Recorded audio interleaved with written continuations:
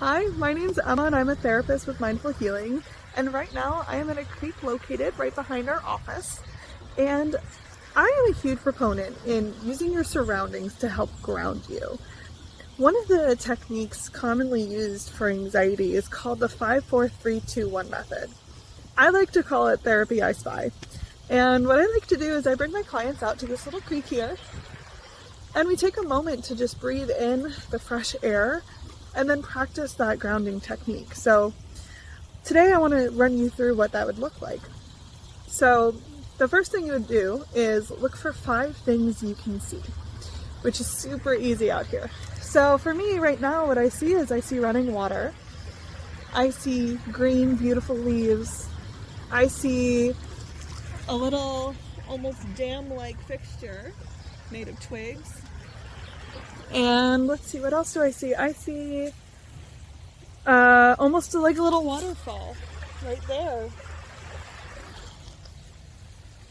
I'm losing count. And then I also see houses right across the creek. So then what you're going to do is you're going to look for 4 things you can feel.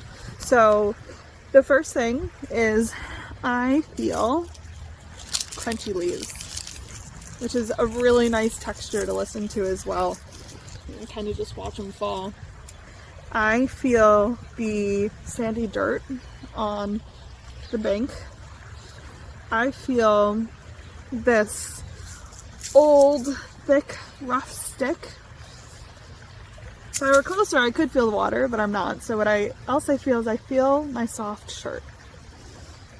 And I feel a hard rock.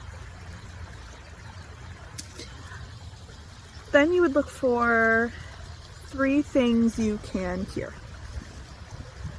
So if we listen really closely, I hear birds chirping in the tree. I hear this little creek babbling from that waterfall over there. And we're just close enough to the road where I can actually hear the cars. Then we're looking for 2 things you can smell. At a creek, you have a lot of options. There's actually these little tiny flowers right here that, I don't actually know if they have a strong smell, but they do have a strong, earthy scent to them. And it's really easy to smell the water coming from the creek as well. And the smell of fresh fallen leaves on the ground.